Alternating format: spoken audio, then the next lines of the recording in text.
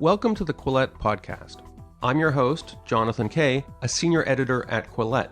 Quillette is where free thought lives. We are an independent grassroots platform for heterodox ideas and fearless commentary. If you'd like to support the podcast, you can do so by going to quillette.com and becoming a paid subscriber. This subscription will also give you access to all our articles and early access to Quillette social events. Hi, my name's Toby Young, and I'm one of Quillette's London-based editors. Today I'm talking to Joel Kotkin. He is the Presidential Fellow in Urban Futures at Chapman University and Executive Director of the Urban Reform Institute. His new book, The Coming of Neo-Feudalism, is now out from Encounter, and he is a regular contributor to Quillette and has just written a piece about the pandemic and the pandemonium that has followed the easing of lockdown restrictions, at least in some American states. Joel, thank you very much for talking to Quillette. It's my pleasure. So, first of all, do you want to talk a little bit about what you think the lasting consequences of the pandemic are likely to be before we go on to talk about the civil unrest? Well, I think the two, as Quillette actually had I thought it was a very clever title. I think that the two things are related, but what these events have been or will be are accelerating trends that were already there. We already were seeing in the last 5 years or so a growing movement here in the United States for sure, and to some extent in other countries, of people essentially beginning to move out of the urban core areas and move to suburbs, and in the United States in particular, smaller cities, or similar things have been seen in some other parts of the world. But basically, the urban centers, which had a tremendous revival, certainly in certain parts of those centers, I think that sort of slowed. And the pandemic has made it difficult. Just the very idea, for instance, of social distancing is very, very difficult to implement in a crowded city where people take the subway and are in crowded offices. And of course, one of the worst parts of this has been that that poor neighborhoods have been disproportionately hit by this, even though in many cases the original infection may have been brought by sort of jet-setting business people and tourists. The worst effects have been overwhelmingly in crowded areas of people who are transit dependent, who are involved in people serving businesses. They can't retreat behind a computer. So the results of the pandemic have been, one, an acceleration of home-based work, which is, again, another thing that will drive people to different locations. And also, they'll want more space at home. The second thing it's done is it's wiped out a huge amount of the entrepreneurial community in a lot of the inner city areas and in many of the most affected states. I mean, there are businesses that are, and I've been doing interviews on this, you have businesses that have been closed for 3-4 months. Some of them may not open till September or October. If that happens, very few of these small businesses will survive, and that will mean that more and more neighborhoods, the ownership of property will be concentrated, as I suggest in the feudal thesis, in fewer and fewer terms. The current disorders are just going to accelerate this. For all the, sort of the tut-tutting and the and the expressions of sympathy for the protests, which are certainly, I'm sympathetic to the protests themselves, but the almost wink, nod, towards the violence is the kind of thing that's going to drive middle-class families out of cities. When you have the Attorney General of Massachusetts, for instance, now saying that, oh, well, it's good to have these burnings and fires because that's how forests grow, and you're sitting there saying, well, I'm glad it's not your business that was burned to the ground. It's not your neighborhood. I was reading from one of the African-American preachers in Chicago. His neighborhood now doesn't have a drugstore, now doesn't have a grocery store. This sort of notion that has now gotten deeply embedded in progressive politics, which dominate the big cities, that even violence is okay, homelessness is okay, not petty theft is okay. This has been a cascade that has now really gotten full fruit. And of course, I have to say, a lot of the blame should be laid at the feet of the media and academia. You sound quite gloomy about the prospects for inner cities. You say that the pandemic has exacerbated a trend, that a lot of retail businesses, hospitality businesses in the inner city are going to struggle to reopen, if at all. It's going to mean middle-class flight to suburban areas, smaller cities.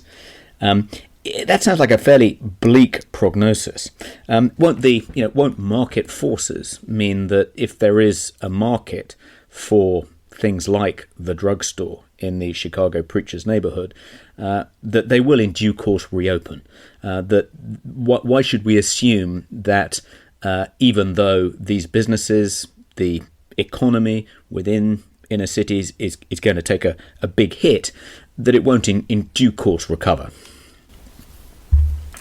Well, I think that there's some truth in the fact that, for instance,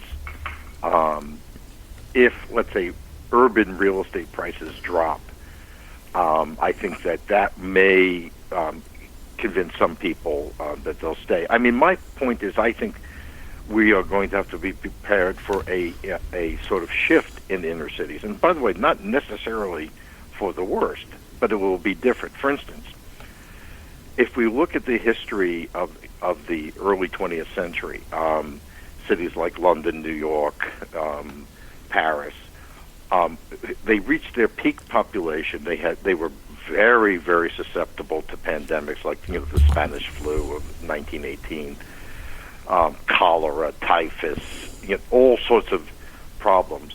What they did was they depopulated the inner city. So, for instance, Manhattan had 2.4 million people in 1920, had 1.5 million people in 1950. In 1950, New York was the capital of the world in a way that probably no other city will ever be again.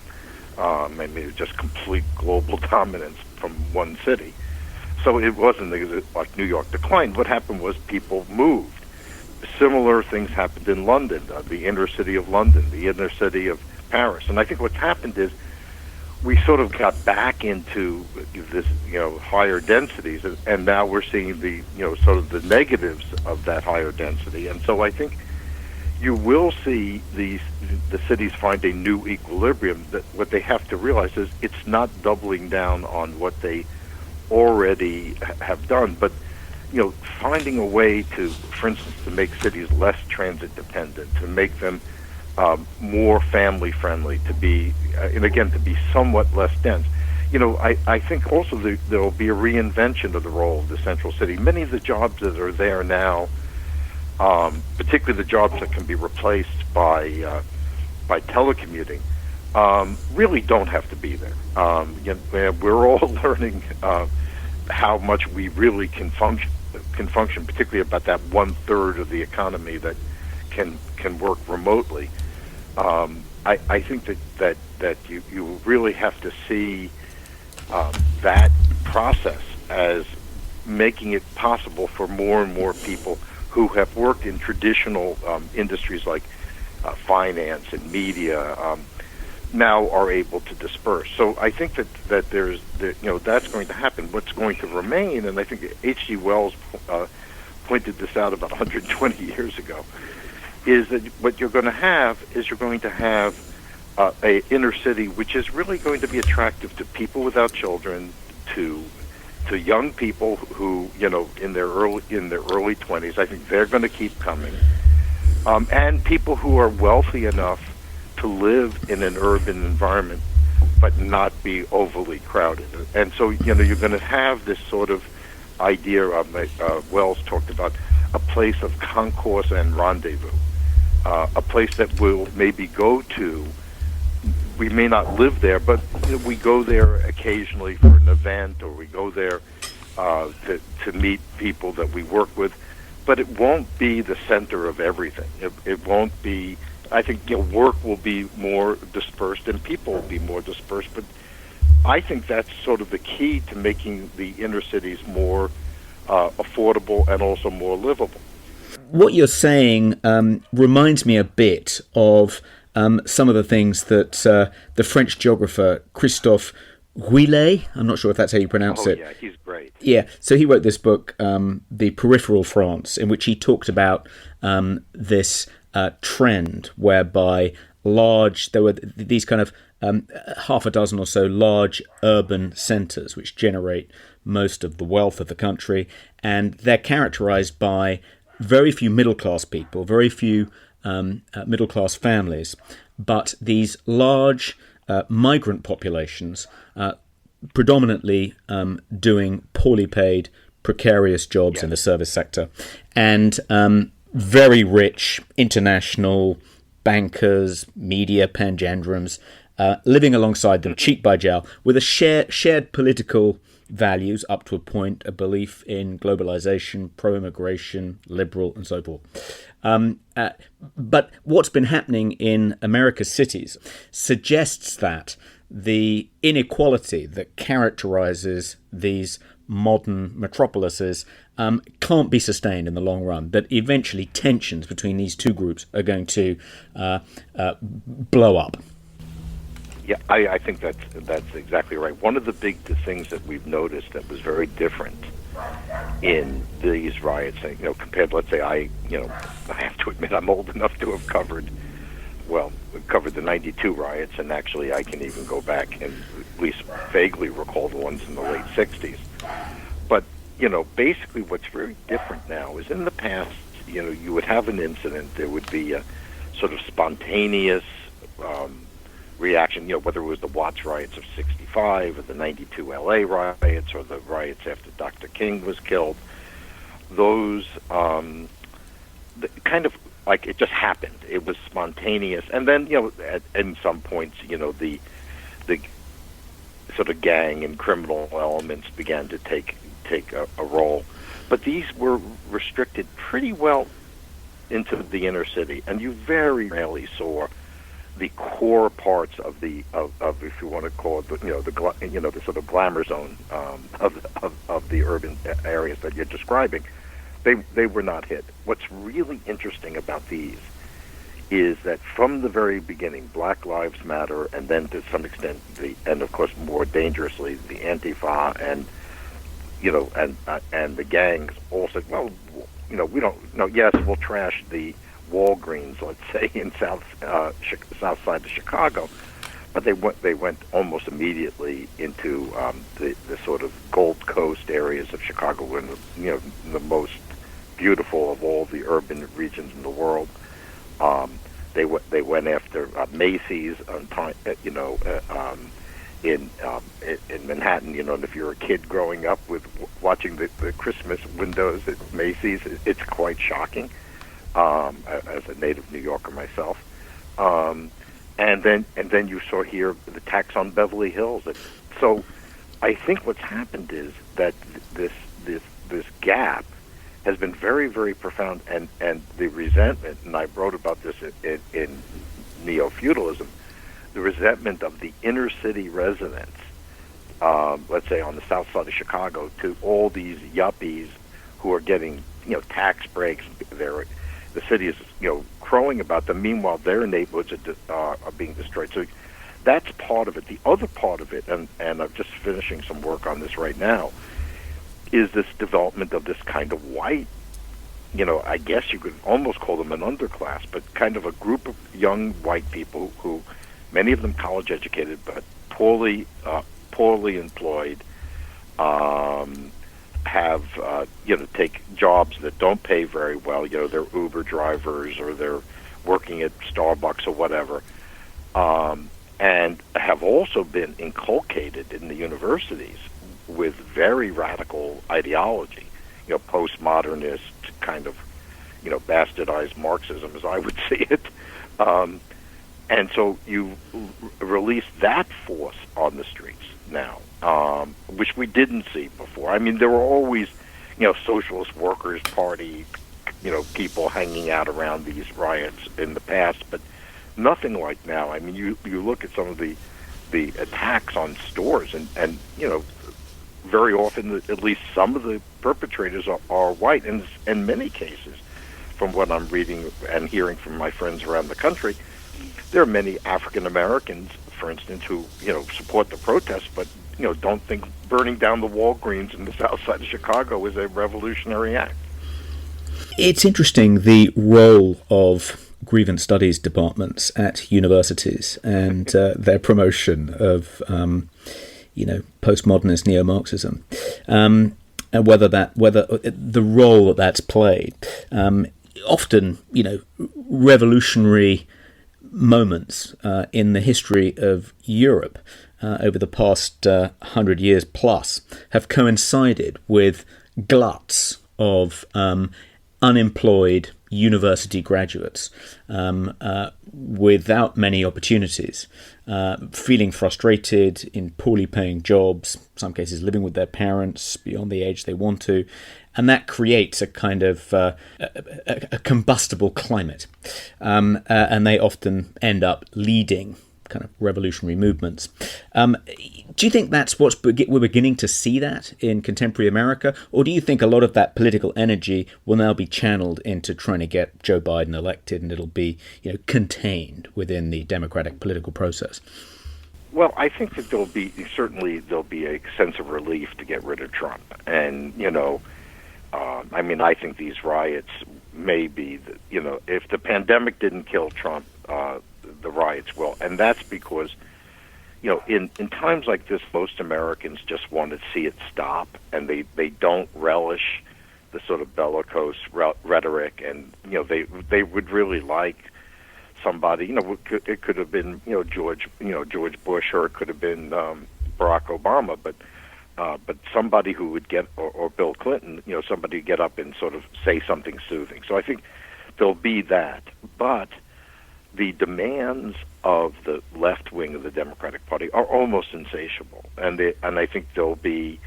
I don't think that this kind of radicalization will stop. Plus, I think the phenomena that you discuss, which is, by the way, if you read the history of Latin America, this is almost always their situation.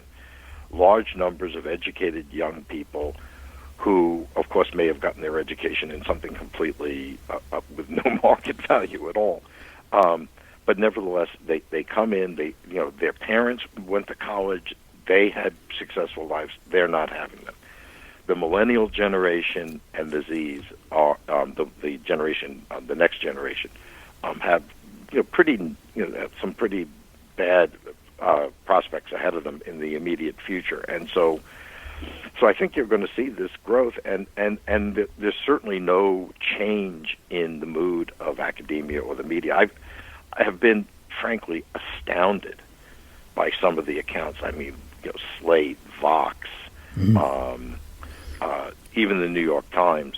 Essentially, I think it was Slate where they wrote, well, it was, burning down the police station's okay because it's how you get change. I mean, this notion that burning stuff down is going to change, lead to change is of course it's the exact opposite. It's going to happen. People will leave the inner cities. They won't want to invest in them, and fundamentally, eventually, the Americans, like most people, will vote for order. I mean, that's basically what happens in these situations, and always happens. You think about, for instance, some of the very militant actions done by unions that helped lead to Margaret Thatcher. You look at the free speech riots in Berkeley in '64 that led in many ways, and then the Watts riots that led eventually to Ronald Reagan. The disturbances of the late '60s certainly didn't hurt Richard Nixon.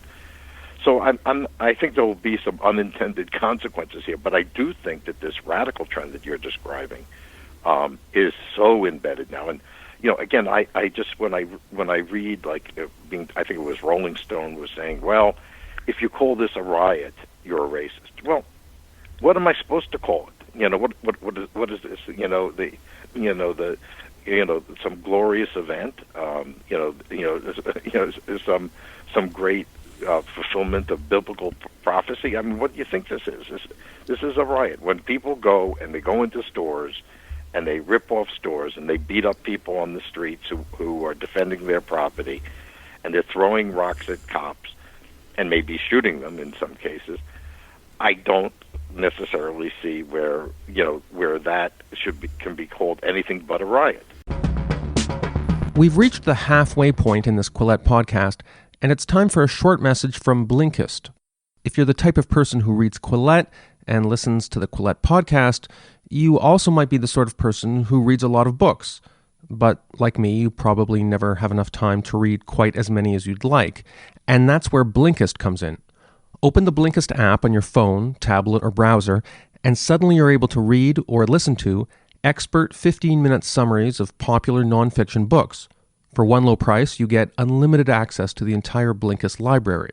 There are 12 million people using Blinkist. For some users, it's the soundtrack to their daily slog through traffic. Others read Blinkist on the subway. In my case, I listen to Blinkist when I walk my dog, which usually takes about 15 minutes. That's one whole book.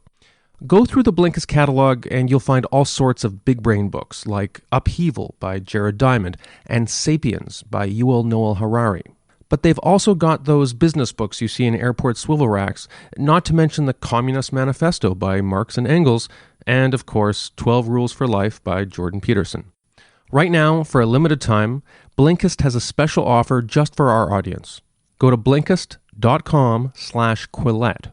Try it free for 7 days and save 25% off your new subscription. That's Blinkist, spelled Blinkist, Blinkist.com/Quillette to start your free 7-day trial at 25% off. And now, back to our podcast.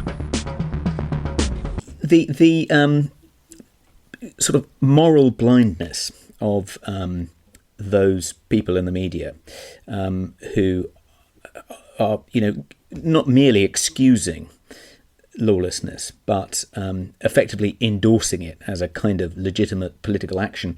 It reminds me in a way of the people who crowded into the Bernstein's apartment that Tom Wolfe wrote about in Radical Chic. But do you think that the enthusiasm, the eagerness of the educated liberal elite to excuse a lot of the criminality that, for the most part, is not affecting them in the slightest. Do you think that that is a new thing? I mean, let's go back to you mentioned that you covered the LA riots in '92 as a journalist, and I think you subsequently wrote a report on them for the Democratic Party. Yes. Is that in your experience then a new phenomenon that the rioters have kind of cheerleaders in the media and not merely kind of in the fringe media like in publications like The Nation or perhaps even the Village Voice, but in the New York Times, on CNN, that they're essentially excusing this behaviour and saying, if a police station has to be burned down, maybe that's fair enough. I mean, is that new? I think the phenomena of radical chic has obviously been with us for a long time, and I think you will see, you do see that that phenomena and have seen it, and I'll never forget during the '92 riots, sympathy with the rioters that are driving around in their fancy cars with, with their blonde pigtails and their hats backwards. I mean, that's an image I will never get out of my head from the '92 period. But there wasn't the kind of establishment, if you will, support. You didn't have people writing articles in the New York Times saying that we should defund the police. You don't have as widespread a inculcation of particular political values at the high school level and even below that you have today. You had countervailing forces, whether it was the church or the community organization, or there was some other response, that there's some belief that you needed law and order to do anything. And I think that's eroded. I think yes, we had a radical chic in 1992. You had a radical chic in 1968. But I think that it's far more entrenched and far deeper. And also, one other thing is, and look, I think the country will be better off with almost anyone than Donald Trump. But I do think that the desire to get rid of Trump seems to have removed any constraints about what's legitimate and what's not. And I think the extent is different. I don't think we never, and certainly CNN, New York Times, these kinds of publications, Slate, which was owned by the former owners of the Washington Post. I see sort of tolerance for certain kinds of criminal behavior that I don't think we saw before.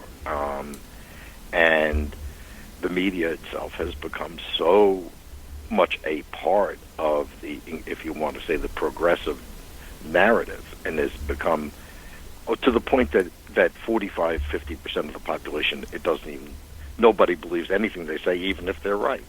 One thing that astonishes me as someone who spent 6 or 7 years of my life in America, and someone who has always been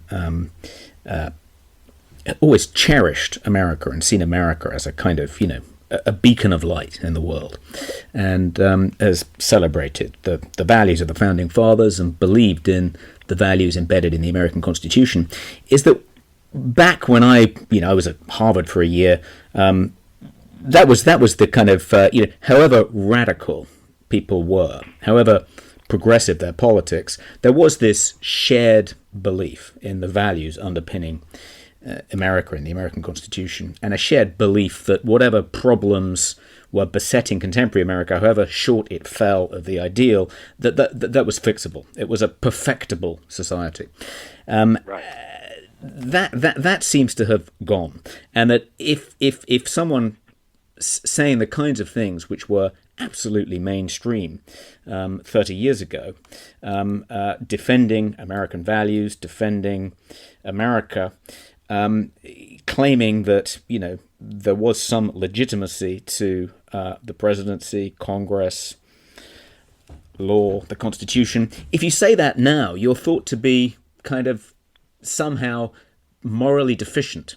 That is in itself almost a far-right point of view. And amongst the kind of educated intelligentsia, unless you think America is a moral aberration, it's abhorrent. It's a racist edifice built on suffering and exploitation that needs to be torn down, and it's not fixable.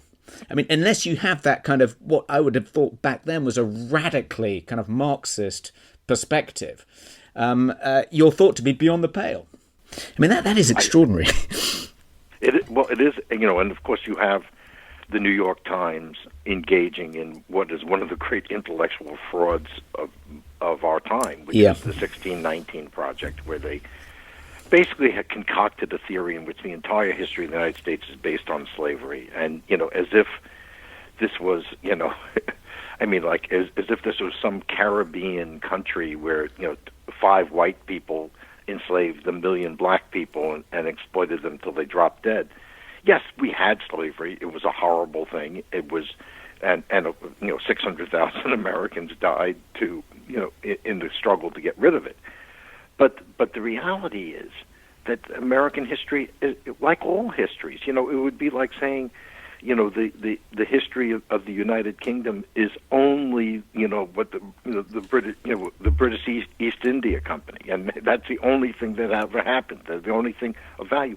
History is full of nuance, and yes, the slavery existed in this country, and it took the treatment of the Native Americans, like the Aborigines in Australia, was horrific. So these are, but there's also all these great things, all these millions and millions of people, predominantly from Europe, but increasingly from other parts of the world, whose lives have been infinitely improved by moving to America, including my own family coming, from Russia. If we had stayed in Russia, we'd all be dead. I mean, that's just the bottom line. I mean, so I think that what we're missing is that, yes, for all these terrible things, we have these wonderful things.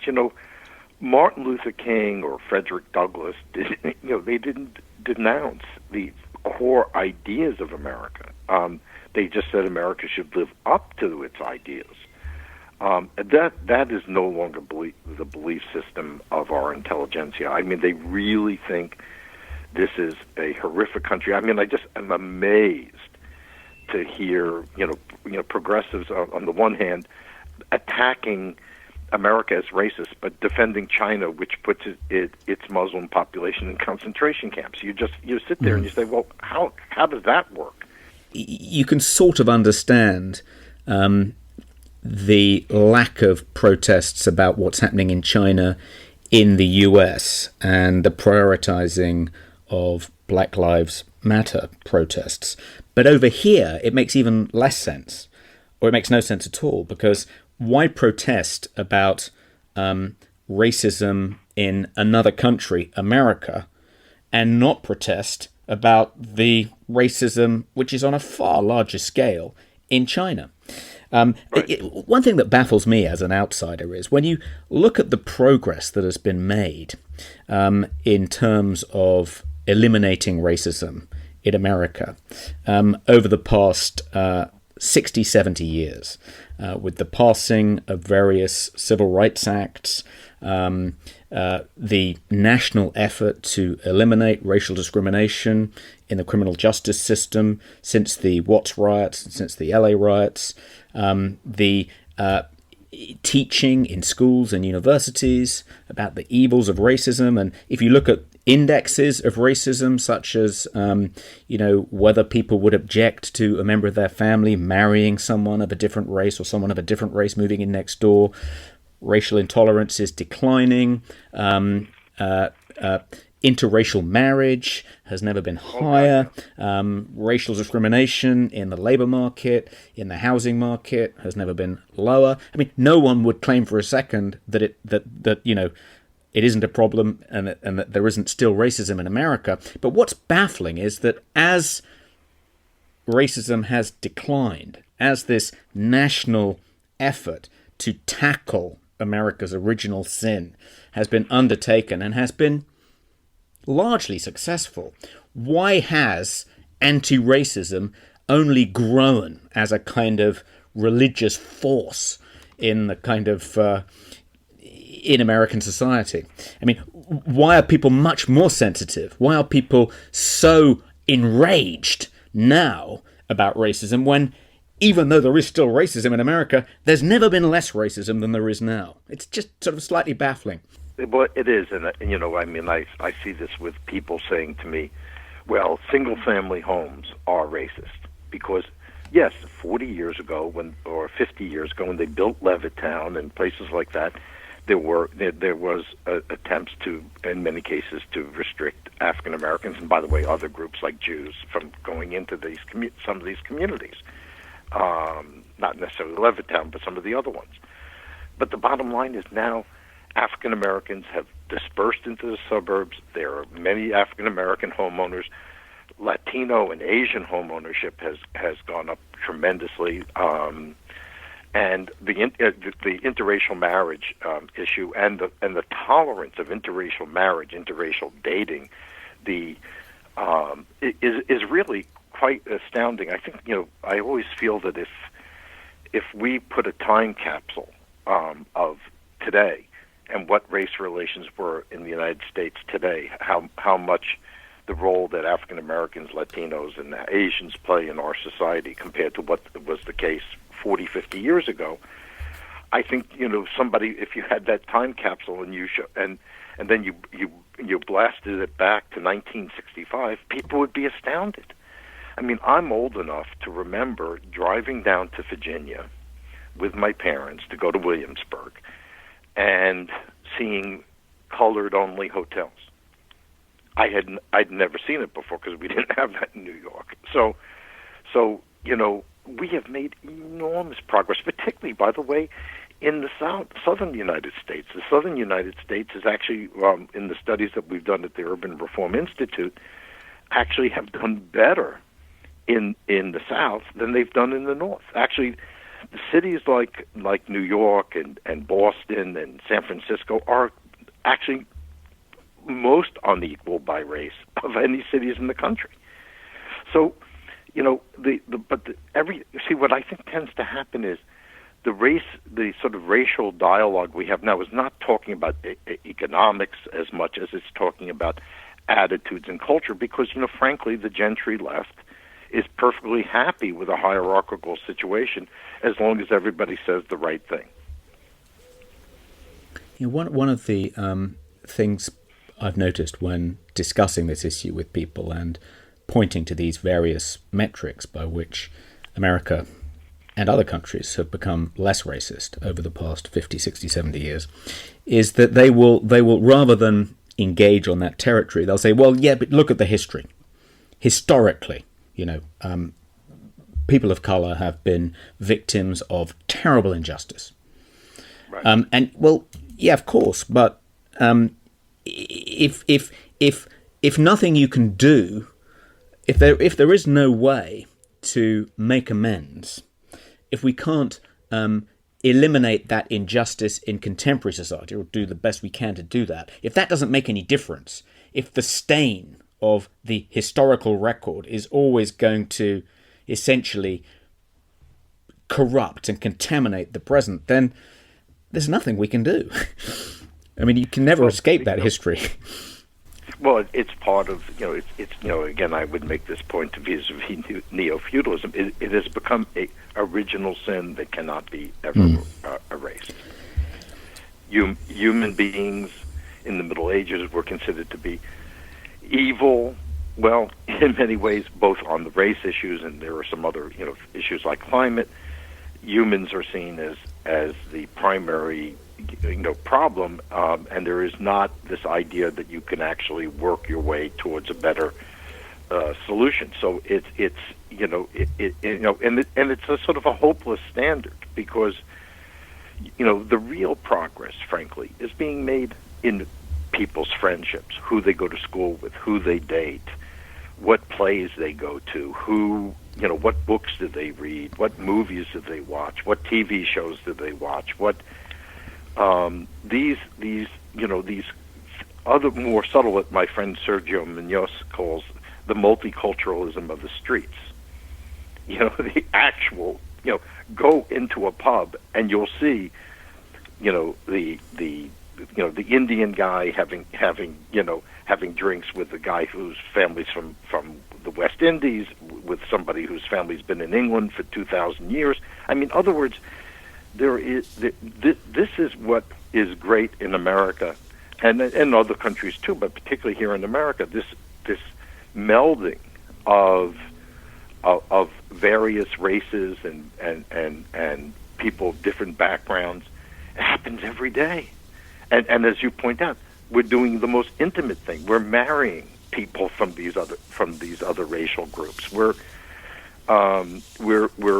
having day-to-day contrast and conflict, and that we see being promoted in the media and academia, and yet there's this whole other side of it, of people who if I think of my daughter's friends, at her school, which is a charter school here in Orange County, California. They're incredibly diverse. They're Asian, they're African American, they're Hispanic, they're from all these different countries. That wasn't something that was common when I was growing up. So we've made enormous progress, and the more that we get fixed on this, America is the horrible racist country that can never be helped except if we establish a progressive dictatorship over everything. I think we really sort of missing the boat and missing the good parts of the story. Mm. Missing the good parts of the story, that's for sure. When I've lived the periods of time I spent in America, often I would try and provoke my American hosts by kind of making jokes about the lack of sophistication of some aspects of American society compared to London, and right. Sort of tease Americans about how New York was a sort of road company version of Europe or whatever, and they would always rise to the bait and always become really quick to anger, and it was almost as if the sensitivity could only be explained if you kind of bore in mind. It was almost as if the War of Independence had been fought a couple of weeks before, and those wounds were still raw. And if you poked them, you were going to get bitten. And now it's as though the Civil War, hasn't even taken place. It's as though that's been erased from the historical memory. And you still live in a society riddled from top to bottom with the most horrific forms of racism. It's extraordinary, the inability to see all the good things that have happened. But anyway, let's just talk about covering the LA riots in '92. How did that happen? Who were you working for at the time? Well, I was 1992. Well, I was writing books. So, but I wrote for the LA Times. Today. The weekend after the riots, Mike Davis and I sort of faced off on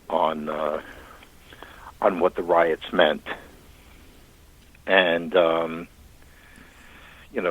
it was really very much a. So you weren't covering it as a sort of beat reporter on the street. You were kind of you were debating it with Mike Davis in the kind of op-ed on the comment pages. But I actually went out on the streets, and also I was teaching in a place called Culver City. Culver City is it's a middle class area, but it's adjacent to South LA, and so I saw it because we had to suspend class, and I remember getting out of the car, and there were these kids in cars throwing rocks at us. And then driving along the 405 freeway and looking to the east and seeing fires. That was pretty intense. And living in a state of really concern and because in the LA riots were much greater than what's happened now, in terms of their scale and how many people were killed and all that sort of thing. But it was a very, what I came away with, and then I did the investigation, so we did lots of interviews, is what we came away with is the idea that one of the reasons we had such terrible riots is that this came right on the heels of the big aerospace drop. The Cold War dividend was very tough on Southern California, and to our own surprise, we found out that many African Americans worked in the defense industry and had lost their jobs. And this is what's happened now with the pandemic. The pandemic wiped out large parts of the minority middle class, and that creates a very good environment for riots. I mean, the way you can, the people who would normally have restrained things were no longer there, and I think that's part of the problem now, and so it was a very searing experience. I'll never forget it. I guess I'm glad from a historical point of view that I saw it, but it was it was a very bad thing to watch. It was, it was cruel, and it was, the beating of the truck driver who was dragged out of his truck and beaten up on the streets for having nothing to do with anything. Just like these poor cops who get shot in St. Louis. What did they do? At the time, were you filled with despair about the future of America and America's cities in particular, and were you subsequently pleasantly surprised when things seemed to recover? There weren't any major disturbances on that scale for 28 years, and does that suggest that even though the temptation on seeing the rioting, even though the temptation is to succumb to despair and pessimism, in fact, this is probably just an aberration, and things will probably recover and we'll be okay, and nothing like this will happen again for another 25, 30 years? I wish I felt that was the case. I think that the potential is really not so much that there'll be another incident like this. What worries me is how deeply what my friend Fred Siegel calls the riot ideology has now become so embedded in academia, in the media, in the in certain urban politics, that I think that may be hard to restrain. The good news may be that as people disperse and they move to the suburbs and they move to smaller cities and they move to places where the American culture has not yet been completely destroyed, maybe there will be some gradual change. In other words, what I propose, and I've written about this, which is that maybe we'll find a new center in America, which will not be either reactionary, small town, rural, sort of Trumpistas, and it won't be, Bill de Blasio, sort of bastardized Marxist. It will be something else, something that responds to what people actually care about. And that would be my hope, that we would be able to do that. And by the way, I think a lot of that happened in the year, after 1992, for instance. Here in Los Angeles, the black population actually was declined considerably. Most of South LA is now Hispanic.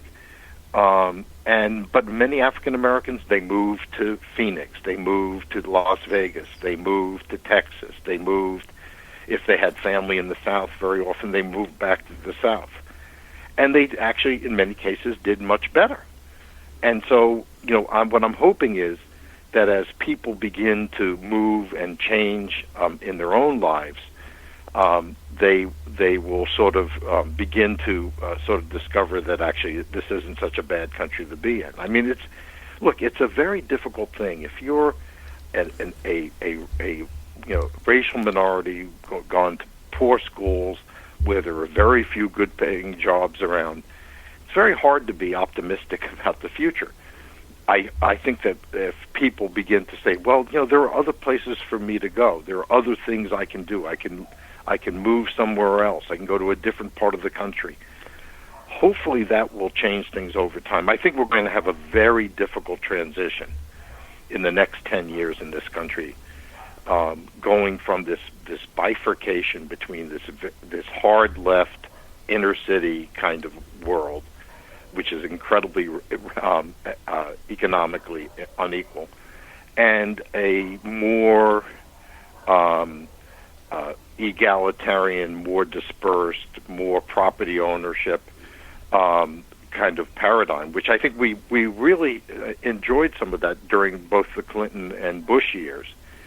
And I'm hoping that we'll get back to that, and I think that's one of the reasons why we didn't have the kind of disturbances we had. As long as people have an option, that they know they can make their lives better or their children's lives better, there's always hope. That's what America's about. America's really about the aspiration to move into a higher status of class. If you're working class, you want to be middle class. If you're middle class, you want to be upper class. If you're upper class, you want to be a billionaire.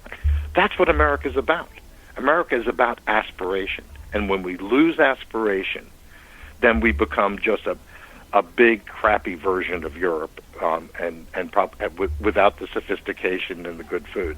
I always thought the food was a lot better in New York than most European cities. But listen, Joel, it's been great to talk to you. Well, my wife's family's from Paris, so. Okay. Well, can't beat Paris. But listen, thank you very much for talking to Quillette, and looking forward to seeing your next contribution. Thank you for listening to this episode of the Quillette podcast. Quillette is where free thought lives. We are an independent grassroots platform for heterodox ideas and fearless commentary. If you'd like to support the podcast, you can do so by going to Quillette.com and becoming a paid subscriber. This subscription will also give you access to all our articles and early access to Quillette social events.